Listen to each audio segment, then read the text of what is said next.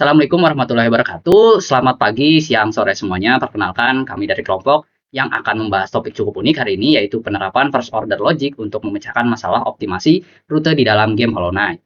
Nah, di sini sebelumnya perkenalkan nama saya Raditya Maulana Arafi dengan 3 digit NIM terakhir 025. Di sini saya tidak sendiri, saya ditemani oleh rekan tim saya. Silakan, boleh perkenalkan diri kalian dulu. Saya Nova Zahrandoza dengan 3 digit NIM terakhir 020. Dan Sukesi Stegi dengan 3 NIM terakhir 031. Nah, di sini kami mengangkat topik ini karena game Hollow Knight itu memang memiliki kompleksitas navigasi yang sangat cocok untuk dimodelkan menggunakan logika matematika. Baik, selanjutnya kita masuk ke latar belakang masalahnya. Nah, kenapa kami memilih Hollow Knight? Secara spesifik, kami menyoroti satu misi sampingan atau side quest bernama Delicate Flower. Nah, misi ini terkenal sangat sulit dan membuat frustasi banyak pemain. Tantangannya sendiri sederhana tapi sadis. Pemain harus mengantarkan bunga dari titik A ke titik B tanpa terkena damage sedikit pun.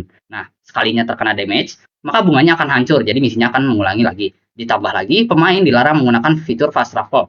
Nah, dari sini muncul dilema utama yang kami analisis menggunakan diagram fishbone, yaitu tarik ulur antara tingkat bahaya versus kecepatan, di mana rute yang cepat biasanya penuh musuh yang berbahaya, namun rute yang aman biasanya memutar dan memakan waktu yang lama. Nah, masalah ini semakin rumit karena setiap pemain punya skill yang berbeda. Ada yang jago seperti speedrunner, ada yang mementingkan di mana dia mementingkan waktu, dan ada juga yang bermain santai atau kasual yang mementingkan keselamatan. Nah, jadi tujuan sistem kami ini adalah memberikan rekomendasi terbaik sesuai dengan kondisi pemain tersebut. Nah, sekian penjelasan mengenai logika dan struktur dasar sistem kami. Selanjutnya mungkin bagaimana logika ini dijalankan dalam simulasi program. Silakan rekan saya akan melanjutkannya.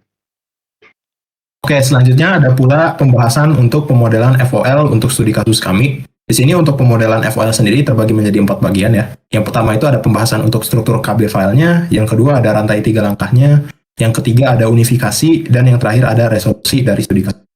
Oke, mungkin langsung masuk saja ke bagian pertama, yakni pembahasan struktur.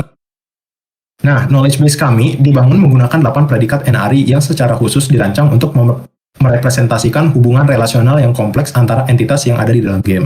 Predikat-predikat seperti kepadatan musuh dan juga penguasaan movement memungkinkan pemodelan atribut yang dinamis. Sementara terhubung merepresentasikan graf konektivitas antara area yang ada di dalam game. Fakta-fakta ini dikategorikan menjadi 3 jenis yang berbeda. Yang pertama, ada fakta atribut seperti kepadatan musuh yang mendefinisikan properti stat. Selanjutnya ada fakta relasional seperti terhubung yang memetakan hubungan topologi. Dan yang terakhir ada fakta terstruktur yang menggunakan faktor statistik yang mengemas data kuantitatif waktu traversal dan rating hazard dalam satu struktur terpadu. Misalnya, info router. Nah, pendekatan ini memastikan bahwa representasi pengetahuan pada studi kasus kami komprehensif namun tetap efisien untuk Sini dilanjutkan untuk aturan inferensi dan rantai.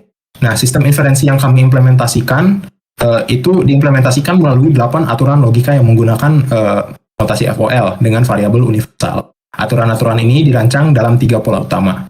Yang pertama ini implikasi sederhana seperti lokasi berbahaya yang mengklasifikasikan area berdasarkan threshold hazard.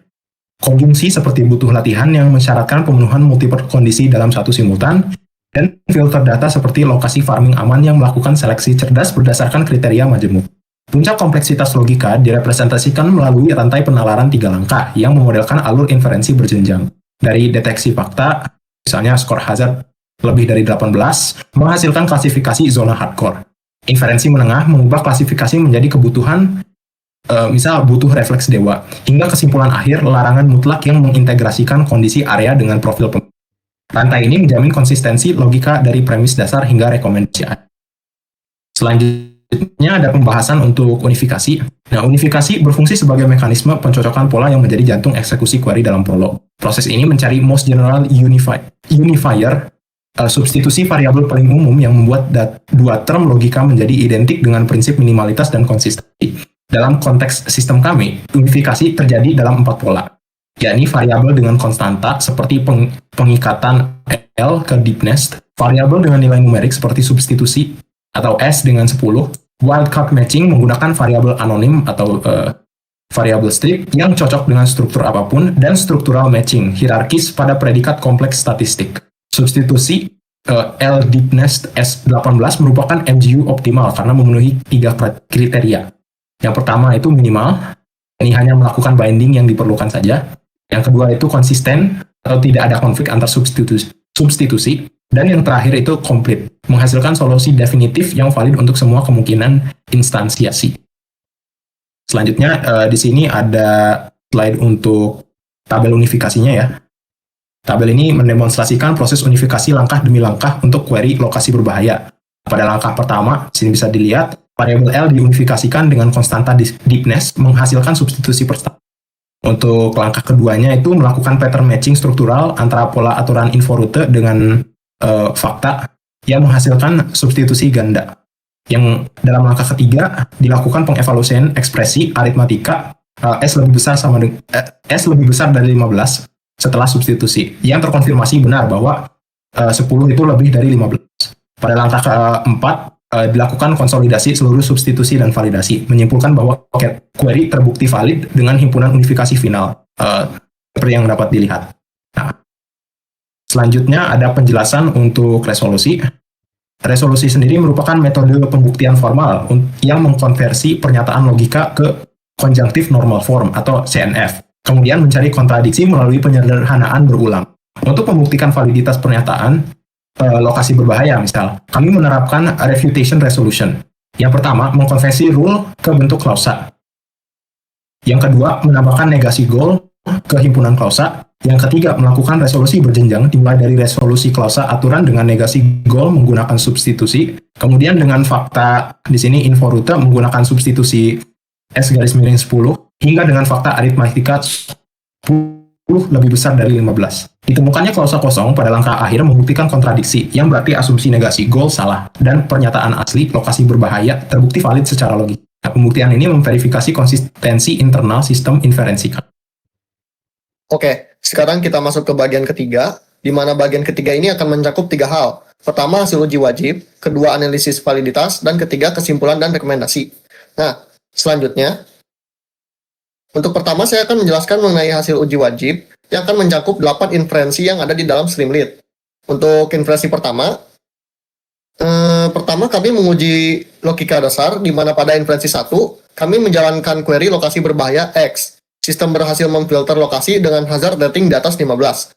Outputnya valid, di mana ancient basin dan deepness teridentifikasi sebagai lokasi berbahaya.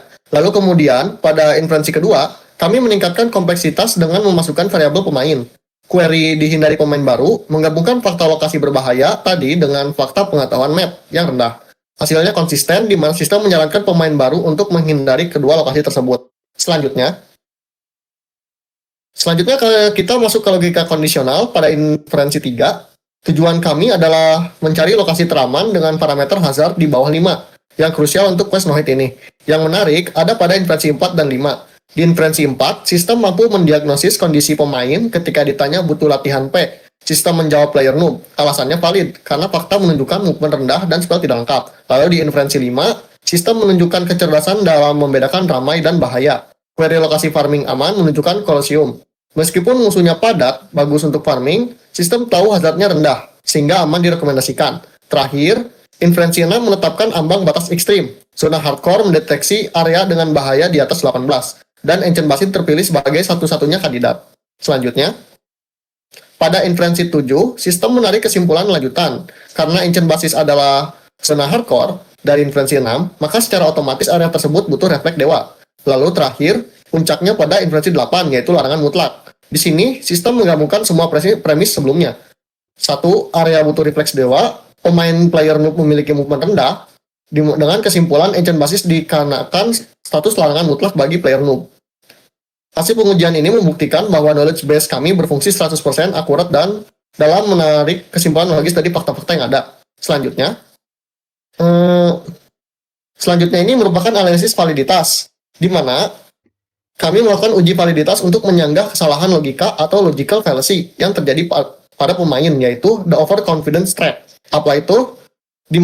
Maksudnya adalah, seringkali pemain berpikir bahwa mereka bisa melewati jalan pintas di area padat asalkan mereka berhati-hati. Namun, sistem knowledge base kami menyanggah hal ini. Dengan menggunakan aturan inferensi, sistem mendeteksi bahwa kepadatan musuh hanyalah satu variabel. Ketika variabel tersebut bertemu dengan rating hazard di atas 15, sistem tidak menyarankan hati-hati, melainkan mengeluarkan peringatan bahaya ekstrim. Logika ini membuktikan bahwa intuisi manusia seringkali bias, sedangkan FOL memberikan penilaian resiko yang objektif berdasarkan data statistik area. Validitas logika inilah yang menjadi dasar bagi 3 rekomendasi strategi yang akan kami tampilkan selanjutnya. Oke, untuk rekomendasi yang telah kami tentukan, pertama, strategi untuk kepadatan musuh tinggi dan hazard tinggi. Seperti yang terlihat pada baris kode pertama, jika skor lebih dari 15, sistem mendefinisikannya sebagai bahaya ekstrim. Sistem secara spesifik merekomendasikan untuk menghindari area ini sampai pemain memiliki nail upgrade plus 2, spell AoE, dan vessel penuh.